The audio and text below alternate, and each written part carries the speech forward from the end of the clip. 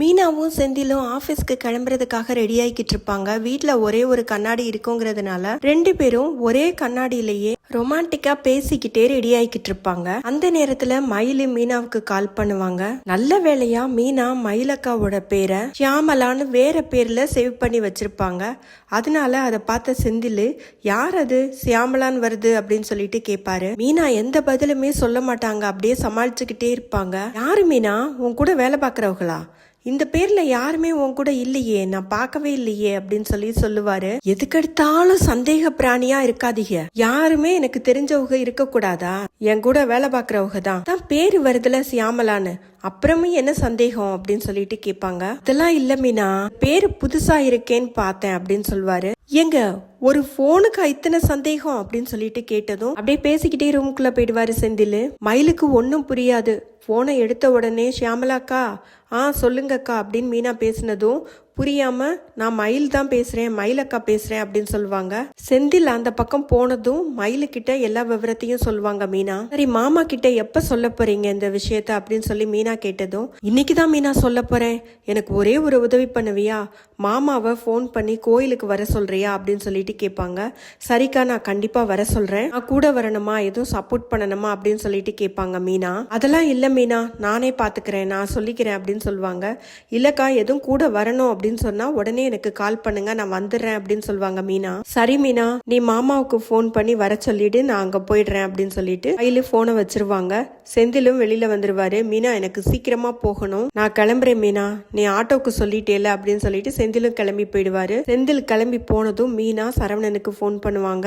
கோயிலுக்கு வர முடியுமா, கொஞ்சம் அர்ஜென்ட்டா பேச வேண்டியது இருக்கு அப்படின்னு சொல்லிட்டு சரவணன் கிட்ட சொன்னதும், என்ன விஷயம்ப்பா, செந்தில் எதுவும் சண்டை போடுறானா, எதுவும் பிரச்சனை பண்றானா பெருசா அப்படின்னு சொல்லிட்டு கேட்பாரு. அதெல்லாம் ஒன்றும் இல்லை மாமா, கொஞ்சம் அவசரமா பேச வேண்டியது இருக்கு, இந்த கோயில் வரைக்கும் வந்துருங்களேன் அப்படின்னு சொல்லிட்டு சொல்லுவாங்க. சரிப்பா நான் வர்றேன், அப்பா இப்ப கடைக்கு வந்துகிட்டு இருப்பாரு, அவர் வந்ததும் சொல்லிட்டு வந்துடுறேன் அப்படின்னு சொல்லுவாரு சரவணன். இல்ல அப்பா கிட்ட நீங்க கோயிலுக்கு வர விஷயத்த சொல்ல வேண்டாம் அப்படின்னு சொல்லிடுவாங்க. என்னப்பா இப்படியெல்லாம் குண்டை தூக்கி போடுற, சரி நான் வர்றேன் அப்படின்னு சொல்லிடுவாரு. சரவணன் போனை வச்சிருவாரு. வீட்டுல பாண்டியன் வீட்டுல எல்லாருமே சாப்பிட்டுக்கிட்டு இருப்பாங்க. அதிரு, ராஜி, அரசி, அவங்க அம்மாச்சி 4 பேரும் உட்கார்ந்து சாப்பிட்டுக்கிட்டு இருப்பாங்க. கோமதி தான் எல்லாருக்கும் பரிமாறுவாங்க. அதிரு அவங்க அம்மாவை, நீயும் உட்கார்ந்து சாப்பிடுமா, அங்கதான் பெருசாயிட்டோம்ல, எங்களுக்கும் எடுத்து போட்டு சாப்பிட தெரியும், நீ உட்கார்ந்து சாப்பிடு அப்படின்னு சொல்லுவாங்க. கோமதியோட அம்மாவும் நீ உட்காரு நான் பரிமாறுறேன் அப்படின்னு சொல்லுவாங்க. அதுக்கு இல்லடா, எங்களுக்கு எடுத்து போட்டு சாப்பிட தெரியும், ஆனா நீங்களா சாப்பிட்டீங்கன்னா கொஞ்சமா சாப்பிடுவீங்க, நான் பரிமாறினாதான் நிறைய சாப்பிடுவீங்க, எனக்கு தான் யார் யாரு எவ்வளவு சாப்பிடுவான்னு தெரியும் அப்படின்னு சொல்லுவாங்க. இந்த நேரத்துல பாண்டியன் உள்ள இருந்து வருவாரு. பாண்டியன் ஏற்கனவே சாப்பிட்டு முடிச்சிருப்பாரு, கடைக்கு கிளம்பிக்கிட்டு இருப்பாரு. கோமதி கிட்ட சொல்ல வேண்டியதை சொல்லாம அரசி கிட்ட, ஏன்பா அரசி, உள்ள செல்ஃப்ல 10,000 ரூபாய் வச்சிருக்கேன், சரவணன் மத்தியானம் சாப்பிட வருவான்ல, அப்ப கொடுத்து விட சொல்லு அப்படின்னு சொல்லிட்டு அவங்க அம்மா கிட்ட சொல்ல வேண்டியது அப்படியே சொல்லுவாரு. உடனே கோமதி ஒரு சைடா திரும்பிக்கிட்டு கொடுத்து விடுறேன் அப்படின்னு சொல்லுவாங்க. பாண்டியன் அரசிக்கிட்ட சொன்னதுனால கோமதியும் அரசிக்கிட்டேயே மளிகை சாமான் எல்லாமே காலி ஆயிடுச்சு, சொல்லிடு அரசி அப்படின்னு சொல்லுவாங்க.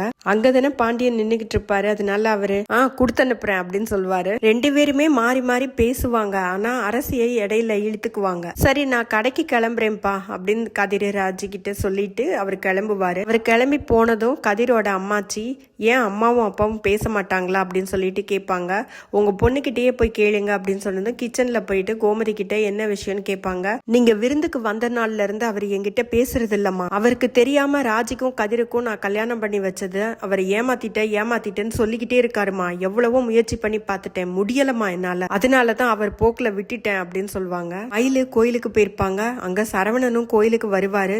சரவணனை பார்த்த உடனே மயிலு ரொம்ப சந்தோஷப்படுவாங்க. மயிலு சரவணன் கிட்ட பேசுவாங்க. நான் உன்னை பார்க்க வரல, நான் மீனா கூப்பிட்டுச்சுன்னு தான் வந்தேன் அப்படின்னு சொன்னதும், நான் தான் மீனா கிட்ட உங்களை கூப்பிட்ட சொன்னேன் அப்படின்னு சொல்லுவாங்க. உங்ககிட்ட பேசணும்னு இருந்தா நான் வந்திருக்கவே மாட்டேன், உங்ககிட்ட பேசுறதுக்கு தான் எனக்கு விருப்பம் இல்லையே, ஏன் பின்னாடியே வந்து என்ன தொல்லை பண்ணிக்கிட்டே இருக்க. மயிலு, மாமா இந்த ஒரு விஷயத்தையும் கேளுங்க மாமா, இந்த விஷயத்த மட்டும் கேட்டீங்கன்னா நீங்க ரொம்ப சந்தோஷப்படுவீங்க, இங்க மட்டும் இல்ல நம்ம குடும்பத்துல இருக்கிற எல்லாருமே என்னை ஏத்துக்குவாங்க, நான் மாசமா இருக்கேன் மாமா, இத பாருங்க, இத பிரிச்சு பாருங்க, நம்ம குழந்தை என் வயித்துல இருக்கு அப்படின்னு சொல்லிட்டு சொல்லுவாங்க. சரவணனுக்கு ரொம்ப கோவம் வரும்.